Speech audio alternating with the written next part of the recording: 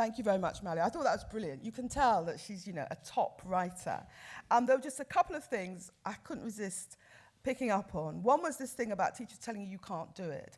I remember being in the sixth form and saying to my then history teacher that I wanted to do the Oxford and Cambridge entrance, because in those days, you had to do Oxford and Cambridge entrance separately.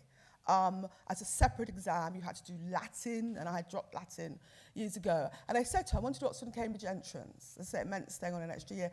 And she looked at me. She looked at me in a very quizzical way, and she said, but I don't think you're up to it.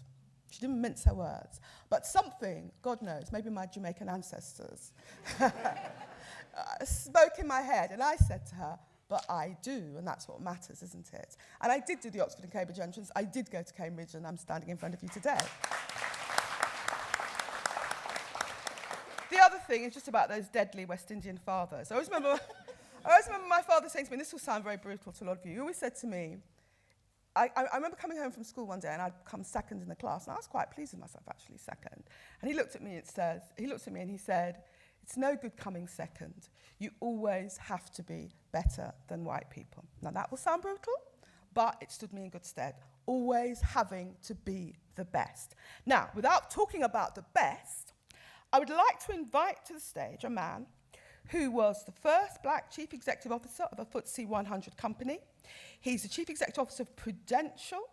Prudential, I'm sure this figure is wrong. No doubt I'll have to sack my stuff. Prudential, the last time we looked, and this is for the young people to absorb, had a net worth of 29.9 billion. How many men have you met that control a company worth 29.9 billion? So without further ado, Tidjane Thiam, the CEO of Prudential. Thank you so much, Maria. Thank you very much. Thank you. Thank you. Well, what an introduction. Good evening, everybody. I think one thing I'm going to illustrate for you is that it's possible to be CEO even if you're shy. So I'm going to do my best to get over my shyness, because this is really important, actually. And I heard a lot of things that resonated with me. When I was 18, I was in the Ivory Coast in West Africa. And what you said, Diane, what you said, Mallory, I went for exactly the same thing. I was reasonably good at science, and I was doing my files to go to France to study, and the principal of the school said, so what do you want to do? And I said, I want to go to the École Polytechnique, which in France is the top scientific school. He laughed. I can still hear his laugh ringing in my ears. He really laughed his head off. He said, do you have any idea what that school is? It was created by Napoleon, 1790. He said, well, that's why I want to go there. And 2 years later, I got in, and I was the first person of my country ever to get in. But just... So, I'm sorry, but, teaching is also about repetition. So you're going to hear that, I think, from every black speaker tonight. We've all been told, you cannot do this, you cannot do that. And we have done it, and that's what matters. So, I am immensely proud to be here in front of you today. You are an inspiration to me.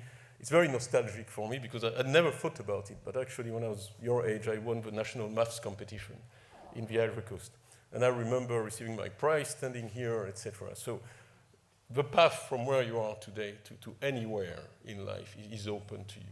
It's only a function of what you will or will not do, okay?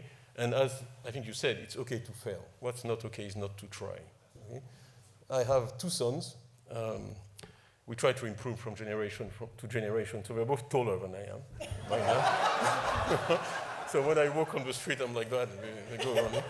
And every time I texted them on my way here, because my older son, I told you, Mallory, is a great admirer of you. He's read all your books, and I told him, I'm going to see you. He said, oh my God.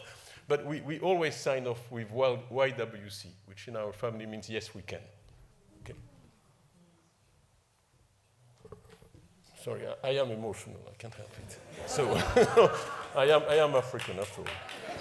So, I'm not going to give you a long speech, although I'm African, I'm going to stop.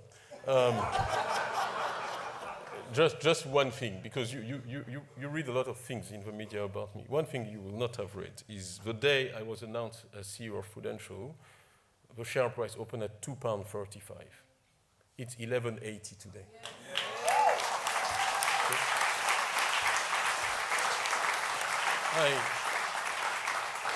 I'm very, very tolerant of the media. My father was a journalist, so what can I say? But I'm always amazed that that's never mentioned anywhere. So we are not tokens. We are not alibis. Okay? I'm really grateful to my board because they took a very courageous decision. Okay? I was competing against someone else who had every credential, speak English. I kind of am a French speaker. That's a very, at least he had that over me. He spoke perfect English. And they were very courageous. And you know what? Many of you will have heard about my attempt to buy AIA company at 35 billion pounds. By the way, if you wanted to buy it today, you'd pay 75 billion. Yes. So, okay? Because it's worth 58 with a 30% control premium. You all do maths, it's 75. I was called an idiot for buying it at 35, right? So let's leave that aside. But you know, you have to try. And I'll tell you what, the reason why I continue, and I was very, very tempted to just say, you know what, I've got better things to do. I'm tired of being insulted in every newspaper every day, I'll just move on. But I didn't, because I couldn't let down that board. But I'd taken a very important step by giving me a unique opportunity. So when I look at that share price at 11.80, frankly, I'm also a capitalist. Frankly, it's good for me. I'm very happy. I own a lot of shares. There's nothing wrong with that. But mostly, I'm really happy for my board. And that's what I tell them. But we all talk about the number of times we've been told, no, you cannot. But there are also people in this world who don't necessarily have to reach out and help us and who actually do that. And I think it's also important to keep in mind that they exist, very important. And when they give us a chance, not waste it, but actually try to make the most of it. Said I wouldn't go on forever. Really proud to see you, excited to be here. I can only encourage you to continue. Just two final remarks. I do run a company, so I'm always looking for talent. So when you graduate in a few years, you know, come talk to Prudential, don't forget that. always, we want to have the best people, and really, please follow your passion. I think you mentioned that, really. Please, you know, think about what you really like to do. Someone told me once, to succeed in life, you need two conditions. You need to like what you do and to do it with people you like. But when you think about your choices in life, think about that. So with that, congratulations again. Keep up the good work, and thank you very much. We're all proud of you. Thank you.